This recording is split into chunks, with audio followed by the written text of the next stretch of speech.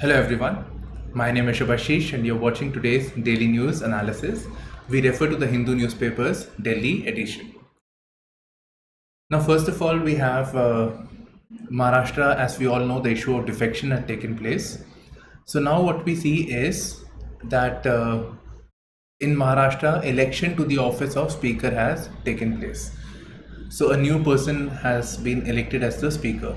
Now this is important in the sense that the proceedings of defection are actually decided by the speaker. So the people who had defected, they have decided their own speaker over here. So there arises the question of conflict of interest, role of speaker. Now this is important for your, obviously for the from the mains perspective, the role of speaker. Defection had already discussed in a Mission Mains 2022 program also. Okay, so this has taken place and that is why it is significant, and opposition actually took a jibe on the governor for giving a go ahead to the election after the formation of the new government. So naturally this may have been motivated that speaker may give a favorable verdict on defection. So with that regard. Okay. Now, naturally, I told you the role of speaker. So this is a theme that is important for your mains examination at this moment. And from the pre-perspective, we get a good opportunity of revising the office of speaker. So you may revisit your Lakshmikant book, or you may actually just Google speaker and UPSC you type, you'll get all the details about speaker. So election to the office of speaker, terms and conditions, what is a pro tem speaker, whom does the speaker give his resignation? So he doesn't give his resignation to the president but to the deputy speaker, right? So these certain things you should know. Who was the first speaker? So these are certain areas you can work upon from your pre-perspective. Okay, you can take a screenshot of this. So constitutional provisions over election of legislative assembly speaker, right? So you can take this. I think that is sufficient. Using call detail records to track down criminals. So this is essentially with reference to Delhi cybercrimes. So about that, and it's just that I found it interesting, and I kept reading it. I don't find it very important as such, but yes, we do get. Maybe we can build on this topic, and we can look at the issue of cybercrimes. Right, so we can obviously not directly related, but we can look at revise the issue of cybercrimes from the point of view of mains. And when I say cybercrimes, what comes to my mind is cybersecurity policy 2013. UPSC has been repeatedly asking question on this. Then some initiative of the respective states. For example, the initiative of Cyberdome by the Kerala state was asked in the mains examination, recent mains, I think 2019 mains. So similarly, we should know of other initiatives of respective states, or the ones that are there in the news. We should keep an eye on them also. So it means that UPSC can directly ask you questions on these lines. Now, I would like to add to the cybersecurity policy, we have a national cyber security strategy that is coming up actually, but it has not yet come up. So question could be as to what should be the key elements of the upcoming national cybersecurity strategy, or what suggestions are there. So again, you can quote this. So this is it. This is what I wanted to share. Now again, I think that is sufficient. Now, obviously, there is this landslides and floods that have taken place, especially in the northeast region. So sometime back, in fact, the recent DNA, we referred to the issue of the landslide that took place in Manipur. So this has been covered in today's editorial also. So today, again, a bridge has been washed away because of this the floods and the landslide thing that has taken up. So this bridge is known as the Bailey Bridge. So a Bailey Bridge connecting two strategic locations in Kurung Kume district of Arunachal Pradesh is washed away by a flash flood. Right, so what is a Bailey Bridge? So you can get this. So Bailey Bridge is nothing but that's actually a prefabricated kind of a bridge. So, engineers can just join it together, and it's very easy. It is very fast to construct these bridges. And they are able to hold the weight of even tanks. So this was first introduced during the World War II time period.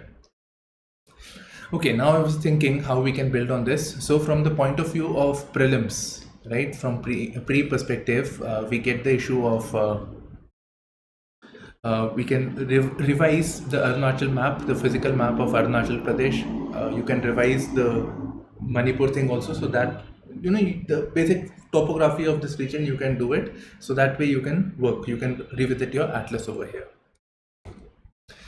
Okay, this is important both from the point of view of prelims and mains. Actually, pre is given; it is actually the mains that is more priority.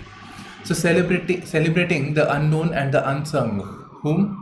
So again the BJP. There is this one thing that a lot of people from the side have been ignored. We have been only talking about the main events that have been taking place, which to quite an extent I agree. Okay, now we have a very famous personality known as Alluri Sitarama Raju. So this article is telling us about his contribution and a bit of the ignorance that have taken place. So I feel that a question could be asked with reference to the contributions of Alluri Sitarama Raju. Right. So what all were the achievements of Alluri Sitarama Raju? You should have a brief note of his achievements in 150 words. So that is one thing that you can do. Other thing is Alluri Sitarama Raju was associated with the tribal struggle in the Madras presidency, in the Godavari range. So this is the Andhra Pradesh, this is Godavari. So this region over here, he was active.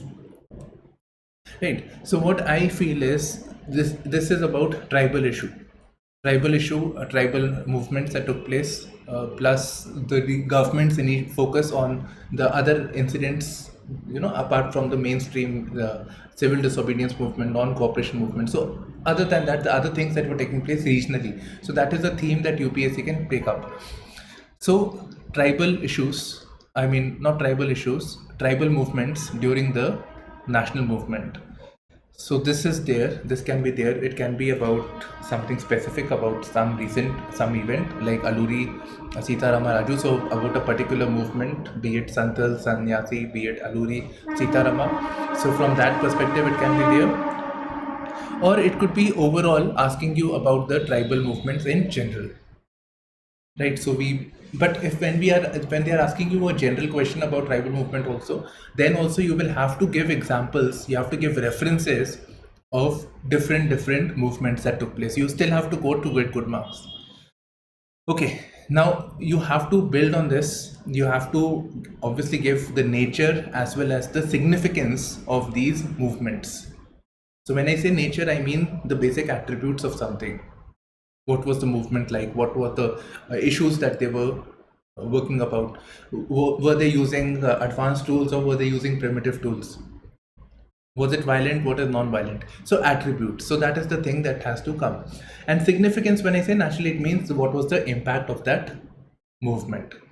So that I feel is very, very important. In fact, I'll take it up in tomorrow's mission mains question. I'll pick up this topic. Okay, now Alluri Sitarama Raju, he was associated with the Rampa Rebellion or Manyam Rebellion, the region I told you, so that he was doing. And it is believed that he himself was not a tribal, but he collaborated with the tribal people because he was sensitive to the issues of the tribal. And it is important, very, very important one. Prime Minister Modi has picked up this issue. He was in Hyderabad, which he referred to as Bhavishya Nagar, something like that. So he picked it up like that. Okay. So here they are talking about the year-long celebrations on the 125th year birth anniversary of Alluri. So 125th anniversary, again, is very, very important. So these landmarks, 100 years, 25 years, 125, 150 years, these are important. And the next 2-3 years of paper could be motivated by this. This is going to be there in the news quite a bit. Okay. Next is disaster management, and again the issue of the landslides in Manipur that we talked. So it is about that. We have a very bad power cut in the region actually. In a bit of a Okay. I actually discussed the question also on the Manipur issue. Now, when you look at this editorial over here, the first paragraph, as I always say, it's basically the things that have taken, right? So it's a summary of what all things have taken place. So landslide had taken place. So there is, because of the landslide, there is a reference of this river being blocked. Now see, this river could be important for your pre. So where is this river located? What is it? What is it a tributary of which river? Right. So question on these lines. So Ajay River. So this you should know. You should keep an eye on this thing. Okay. Then this construction work was taking place of the railway on the railway site. So on that, this landslide had taken place, and a lot of obviously laws had taken place because of that. Okay, so this has taken place, and the Environment Ministry had said that has acknowledged that the disasters were anthropogenically induced. So by human activities, it has been induced. So some of them has been listed over here, like modification of slopes for construction, widening of road, quarrying for construction material, fragile lithography, complex geological structures, and heavy rainfall. Right, so we get anthropogenic this thing. Now I'll just stop at this paragraph over here, first paragraph, and see we get a theme from the mains perspective. And this is the previous question only, previous Friday's question that I discussed. The causes of the landslide: anthropogenic factors, natural factors, right? So this is one theme that UPSC has already asked. Actually, every alternate year a question on landslide is coming. The next paragraph is telling us about the hazard zone mapping, identifying areas which are more vulnerable, what things must be done. So it suggests that the state governments must look at the sufficient soil and stability test. So that should be done. Hazard zones should be identified, so that those areas should be, the government should be more sensitive, should be more proactive, so that to first of all prevent a landslide, and then also preempt the landslide. If something has taken place, then some corrective measures to safeguard the lives of the people. Then it tells us about something interesting now: National Landslide Susceptibility Mapping Project. I think it's very, very clear over here. National landslide susceptibility, what are the probability of the landslide? So mapping those areas. So it's again identifying hazardous areas. Okay, so that should be done. I'll show this thing on the website, but moving forward. Okay. Then we need to work on the early warning system for the landslides. We don't have it as yet, but we have to develop on this, and the Geological Survey of India is doing it. Now it says, the next part over here, it says that the government, naturally this area has been backward, and the focus has been on developing the connectivity projects. It is understandable, for development we need that, but we should be mindful of disasters that may take place because of this. So we should have a balanced approach over here. Okay, so this is the 2019 question. As you can see, this is about the hazard zonation mapping. So disaster preparedness is the first step in any disaster management process. Explain how hazard zonation mapping will help the disaster management in the case of landslides. Right, so this you have over here. You can actually work on this. It's not like previously UPSC has asked, so now it cannot ask. So that is always there. Okay, yeah, I told you I'll show you national landslide susceptibility. This thing, it's gone.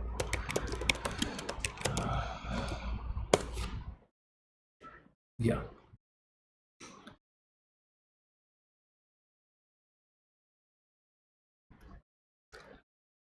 I had opened the page, now it's not there. You can visit the website, it's just that it's opening. Yeah, so these are the things that it will be doing over here. It will create a national, obviously, geo database of the landslide susceptible areas across the country. It will prepare a nationwide repository on GIS based landslide inventory. Now some areas you can see, the areas that are more landslide prone. And typically we have the references of the more of the references over here as compared to here with reference to the landslide. Okay, then it is telling us about the methodology. I don't think that is very important from a perspective. I think you can easily find this on the net. I don't have to share the link. I don't think so. Okay, next is again very important theme. This is about custodial debt. So technology is no panacea for custodial debts. Now I feel there is this lot of lot of things associated with custodial debts that have been there in the news. So it's actually kind of a static topic. Even you may say that it is current, but actually these things take place and has been taking place and will take place also, unfortunately. So death in police custody or in the jails, etc. And typically it's associated with torture taking place or police trying to retrieve some information with that regard also that may take place, or some wrongdoings that are taking place in the custody. And NHRC, Supreme Court, etc. have taken strong view on this thing, but still it goes unabated.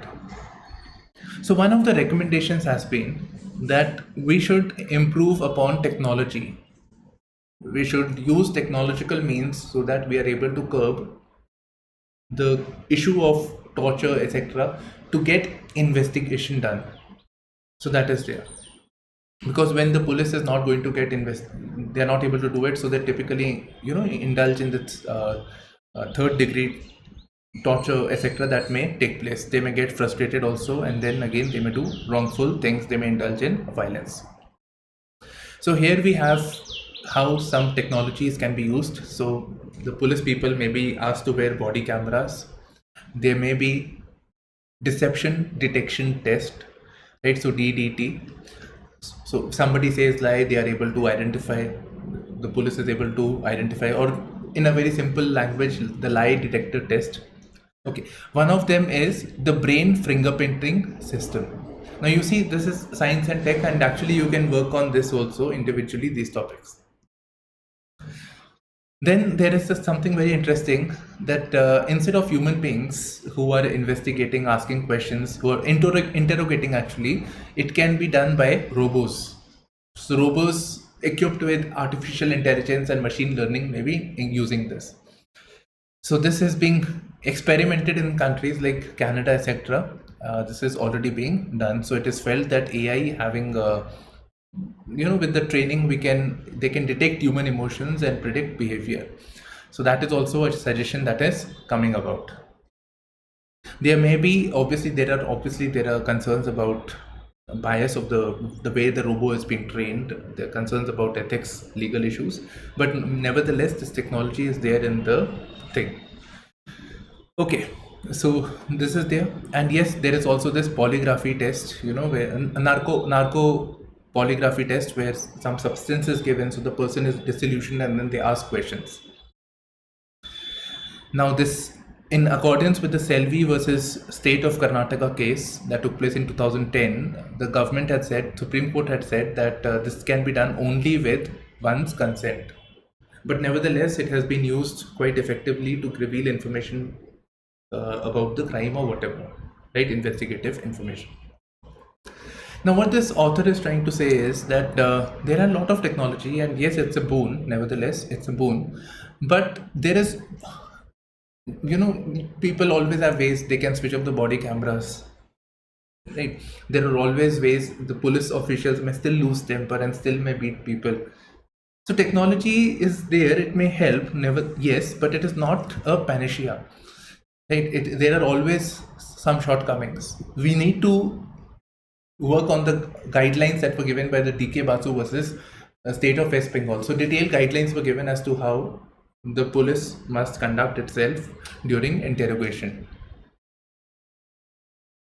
Then the prevention of torture, this bill, the draft bill on the prevention of torture, this should be introduced. This should be converted into a law, right? So this should be done.